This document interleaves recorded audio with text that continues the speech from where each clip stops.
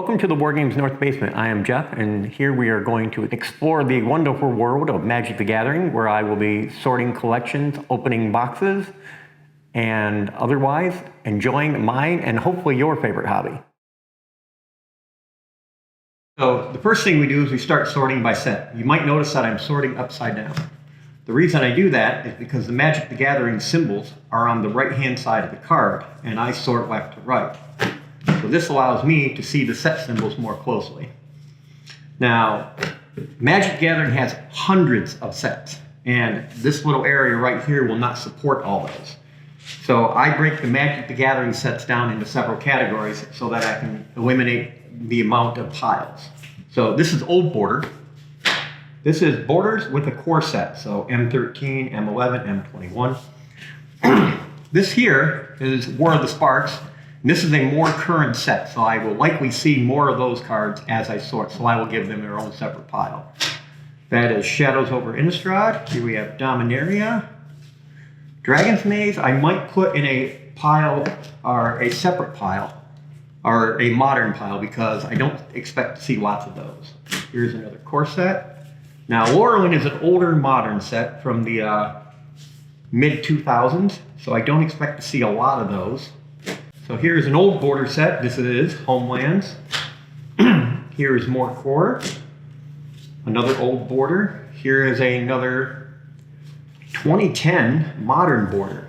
So if you're confused by modern border and old border, this is your old border. This is your modern border. So here's another Shadows over Innistrad, kind of like I expected. And more modern. Now we have old border and white border at the same time. There are a handful of sets that are also white border, so I give white border its own pile. So here's more modern. Here we go. Guilds of Ravnica is a newer set, so we're going to put that up there. That is Ikoria, also a newer set. Throne of Eldraine, another Shadows. More modern. There's another War of the Sparks. Old border, core, modern, core, modern, another Throne of Eldraine. Now you're thinking to yourself, how does he keep track of where he puts these? Years of practice. I have been doing this way, way too long. So as you can see here, I'm starting with, I got 4 piles forming. Now the 5th pile I typically sort into is special sets. Now recently with special sets, that's stuff like dual decks and dual decks, modern sets, specialty sets like Unhinged, Unglued. Notice this card here has got a bit of a stain on it. When you buy bulk, you get what you get. You just never really know. So that card will probably get thrown away. And this is what we do. And after a long, stressful day of running a game store, I actually prefer to just sit down and sort cards. So it is not uncommon for you to see me sitting in front of a television, sorting Magic cards. Wow, that one's really beat up. For a more modern card, it's kind of rare to see them in this poor condition. And they're kind of stuck together. That happens. And it doesn't take much to stick 2 Magic cards together. A drop of soda is all it really takes. Okay, here we have a special set. This is Zendikar Commander. Now, with the special sets, like I said before, we get modern sets, we get dual decks, we get a lot of commander sets. And so it's likely that I will sort commanders separate because they are so prevalent currently, as Magic has introduced a lot of commander sets. But yeah, this pile is really sticking. So, yep, that happens. More white border, old border, modern. Odyssey, one of my favorite older sets. During Odyssey, Psychotog decks were all the rage, and it was a ditch your hand and wipe out your graveyard to pump the Psychotog for a big win.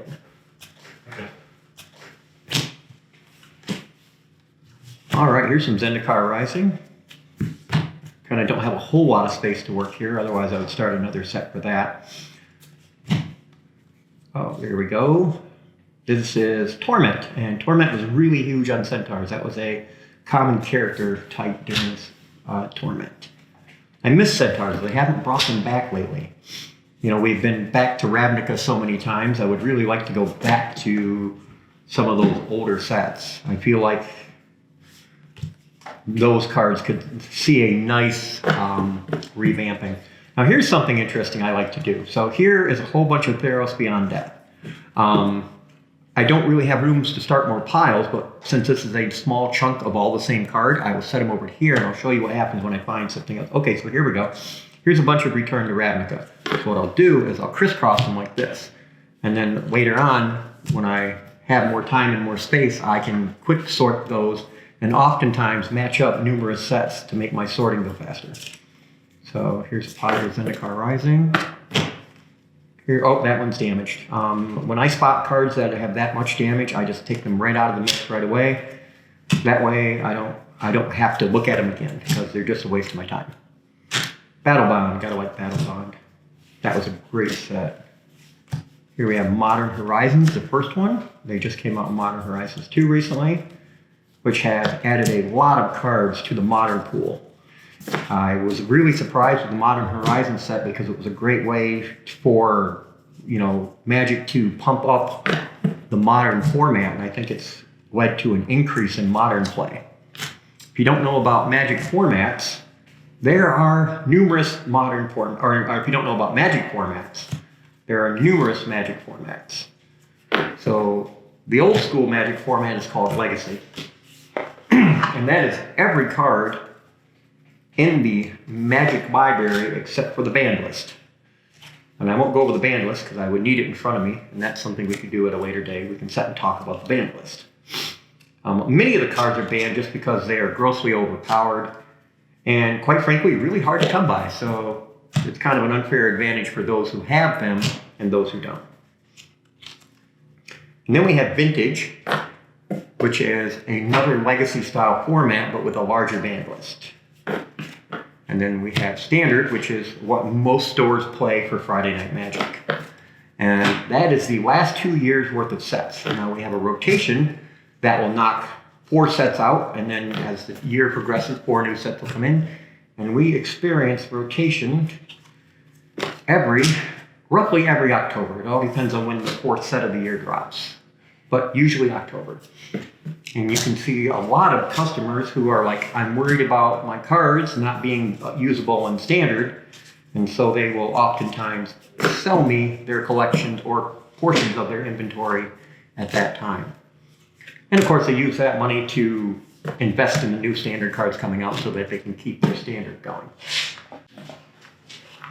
And after Standard, the most commonly played format is Modern. Now Modern, so we remember earlier we talked about Modern and Old Border. So Modern started in, let me think about this. I think it started with, Mirrodin, original Mirrodin. And Mirrodin, Darksteel, Fifth Dawn, and everything up from that is Modern. Old Border cards are not Modern. Now, if an Old Border card had a reprint in a Standard set with a Modern frame, it is now Modern. Now, if it had a reprint in a non-Standard set, like a Dual Deck or a Modern Masters, well, Modern Masters probably a bad example, Masters 25, which was cards from the entire series of Magic, that does not make it Modern. So Modern can be a little tricky, knowing which cards are Modern and which are not. Certain reprints in the Modern frame does not guarantee that it is a Modern card. So oftentimes you'll have to go online and check a card's legality as far as whether it's playable in Modern or Standard. Oh boy, so I have been flying past a lot of cool cards. Here's one of my favorite cards from 10th edition. You have Highway Robbery. It is a 4-casting cost 2/2 creature. When Highway Robbery comes into play, you gain 2 life and a target opponent loses 2 life. But yeah, so it's a 4-point life total swing for 4 mana, plus you get a 2/2 creature out of the deal. So that is a good card for 10th edition. Now, something that occurs frequently in the Magic the Gathering universe is we see cards get grossly overpowered and then they dial the power back. Now, we haven't seen that in a while, so I call that power creep. I don't know other people what to call it, but I call it power creep. And I feel like the power creep has been out of hand in the last couple of years. It used to be that you would get a very vanilla creature and actually be able to play it, but now that's impossible. The creature doesn't have multiple abilities on top of its power and toughness. You will likely not have it played in your deck. So, flanking. Gotta love flanking. So, this is an old card, Cadaverous Knight from the Mirage set. Without flanking, it's assigned to block a creature with flanking. That creature gets a -1/-1. So, it just makes it harder to work the battlefield when you have to now remember that there are certain creatures on here that are just going to give your creature a -1/-1. And something that we don't see very much anymore, regeneration. So this creature for 2 black and a single mana will regenerate. Magic has phased out regeneration over the years because it is such a broken ability. Here we go. Here's another card with damage. Must have been stuck to something at one time. That's out of here.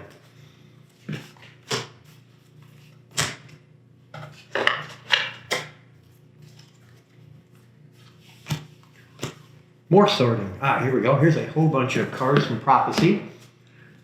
That was from the Mercadian Maskbot, Mercadian Nemesis and Prophecy. Gotta watch these cards that are stuck together. Good old Tempest. The Daunties. These are summoned soldiers, but they have the Shadow ability, which means they can only be blocked by creatures with Shadow. So we've actually seen Shadow reappear on some more recent cards, which is kind of interesting. Gotta like Shadow.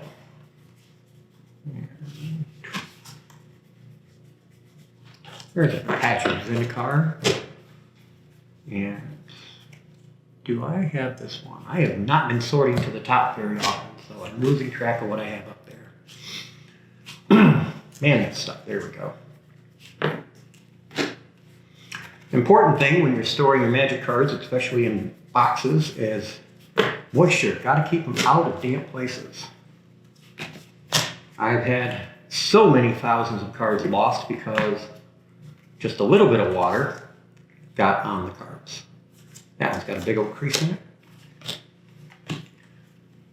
Now, say for example you find a $20 card with a crease in it, you're going to keep that $20 card because it can still be sold for probably right around $12, $13 range if it consistently goes for 20, because damaged cards are still playable in sleeve and many players don't care what the condition looks like. Which brings me to Commander. Commander players love cards from all sorts of sets, so it's not uncommon for them to be playing a card that might be in poor condition because that's the only copy they can get their hands on.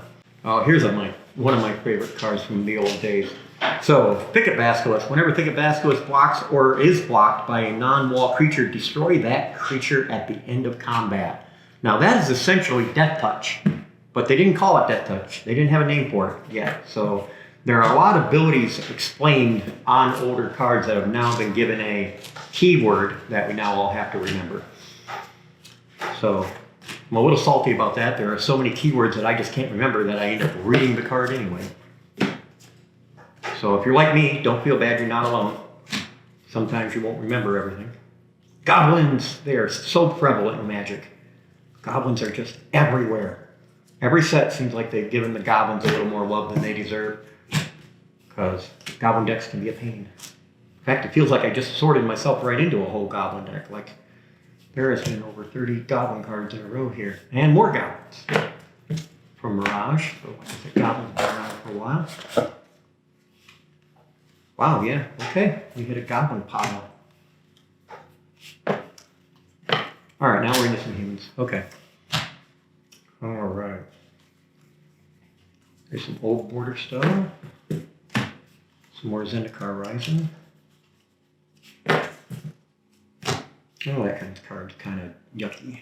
I'll look at that one later.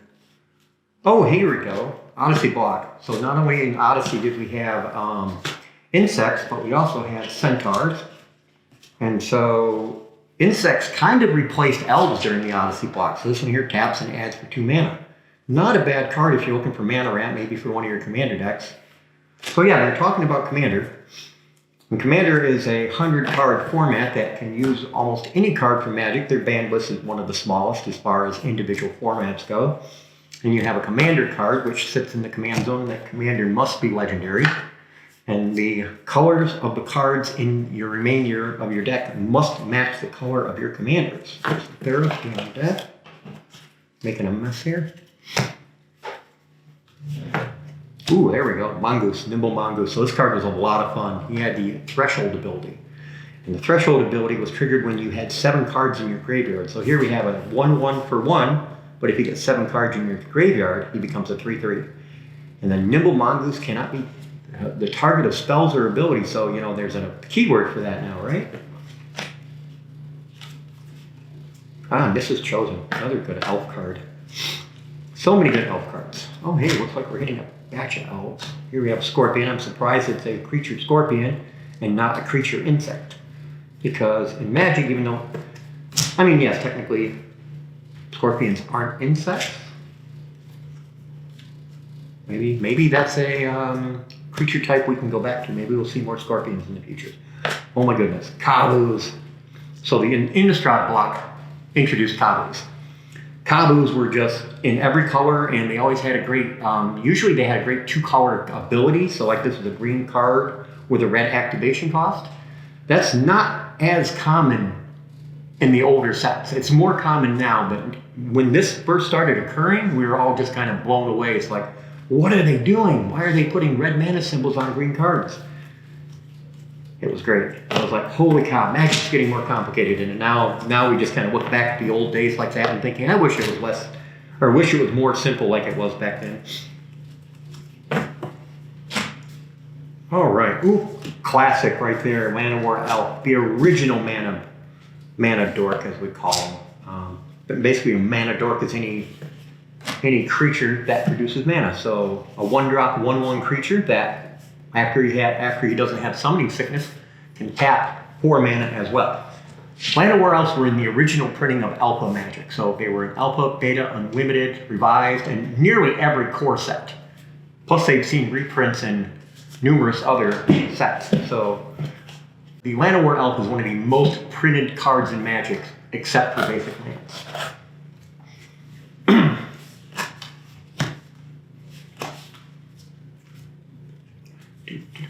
Oh, here we got a big pile of old border. Now you noticed here I've moved past hundreds of different sets already. Or it probably not hundreds, maybe in the 70, 80 range, but I've only really got a few piles. So this system is really good for getting things narrowed down.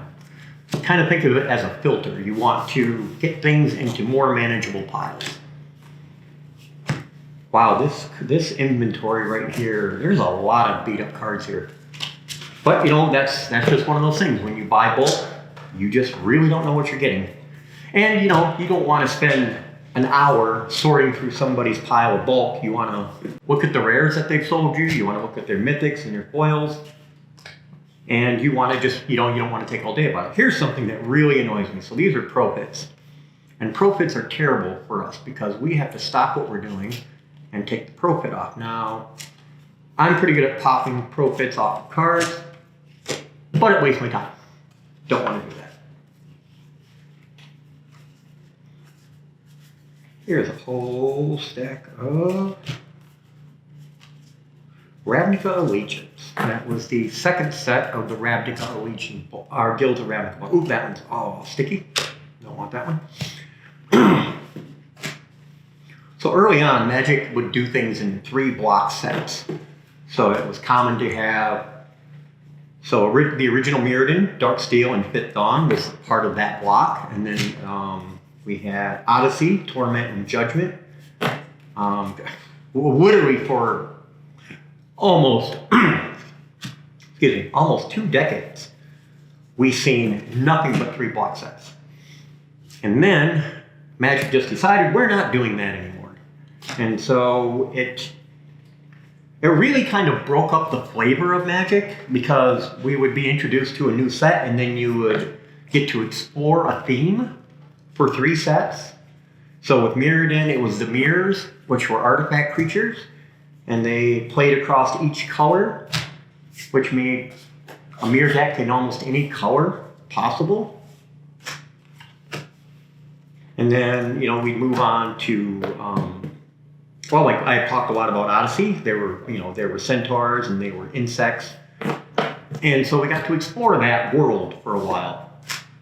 But then they just decided, you know what, we're not going to do that anymore. We're going to do one-off sets that kind of refer back to an older time in Magic, which is interesting.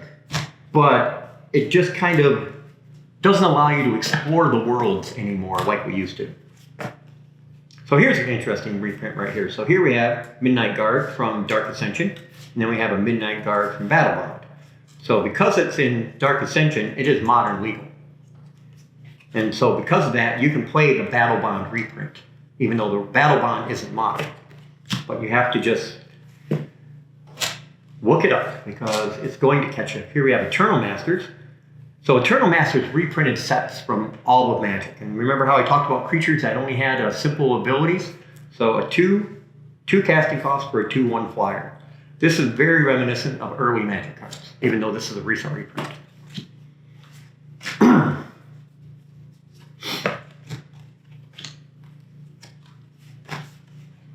Here we have another reprint.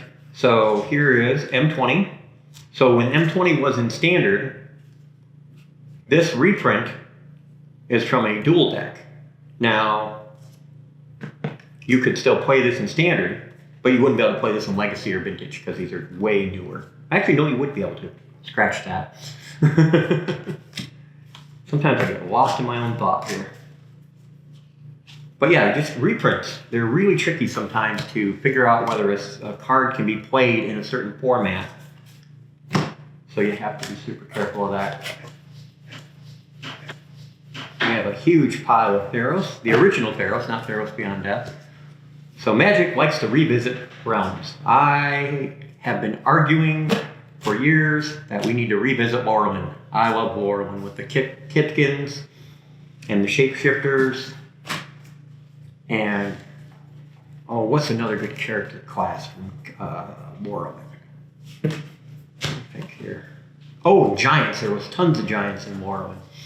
I feel like when they went to Throne of Eldraine, which is that set right there, boom, that we kind of revisited Lorwyn a little bit because they brought back giants. And Lorwyn had kind of a fairy tale feel to it. So I feel like Throne of Eldraine was kind of a revisiting of Lorwyn without specifically doing that. Some people are going to disagree with me about that. I'm okay with that. I'm used to being disagreed with.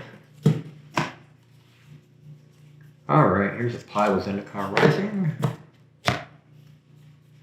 Wow, whole pile of M21. Okay. Hey, there's another Lorwyn card. Goblins were big in Lorwyn as well. And there's a whole bunch of Theros Beyond Death. So remember, we have 2 times we've been to Theros. And Dominaria. Dominaria is kind of a return to old school Magic because the original Alpha Beta Unlimited Revised was essentially Dominaria. So when we went back to when Dominaria was a one-off set, it was essentially a return to the early world of Magic. Now, if you're confused about the worlds, Magic for years would jump from essentially realms or worlds, and they never really kind of explained how we could do that. And then they came up with the idea of planeswalkers. And planeswalkers will allow you to traverse between the worlds. And that was kind of like their way of explaining how this has been going on for years. And I thought it was a great way to kind of explain what they'd been doing without necessarily going, hey, this is how we did it. It was just kind of like, hey, here's these planeswalkers, and they can visit other realms, and now we're going to go back to those realms. And then, of course, planeswalkers can jump between the realms, so it's oftentimes you'll see planeswalkers like Chandra on multiple worlds. And then, of course, the storyline, which, here's the thing. Magic has a very rich storyline, but if you just played the cards, you might not necessarily be aware of it. There are things called flavor text. So this card, for example, here has the pay 3, target creature attacks this turn to Fable, so you can force a creature to attack. But it also has this here in italics that is your flavor text. And so oftentimes the lore of Magic is hidden in the flavor text, and you can kind of get a glimpse of the storyline. Now, years ago, there was these things called Fat Packs, which they later changed the name to bundles. I don't care for the bundle name, I still call them Fat Packs. But they used to come with a book. And the book was a storyline about the set, and you could read about that. And I really miss the books. And I know that they actually tried to sell the books in print as like like you would buy a book in the bookstore. But I feel like they stopped doing that because that just didn't really translate well. It didn't turn Magic buyers into bookstore customers when they did that. So I feel like that's kind of a lost part of Magic. I wish they would put the books back in there. Because the great thing about the books is somebody would read them and come in and tell me the entire storyline, and then I wouldn't have to read the book. Because they would come in super excited about it, and I was the first person they had to tell. So I miss the books, even though I've never actually read one of them. All right, everybody. Well, this is it for the day. I mean, I didn't get very much done, probably because I was talking too much, but just so you can get an idea, this is a 4-row box with approximately 5,500 to 6,000 cards in it, and I sorted about a fourth of it. So when we buy in large collections of hundreds of thousands of Magic cards, it takes us months of sorting to work through them. So I spent here approximately a half an hour sorting about 1,300 cards. So you do the math, I'll be here for a very long time. Thank you.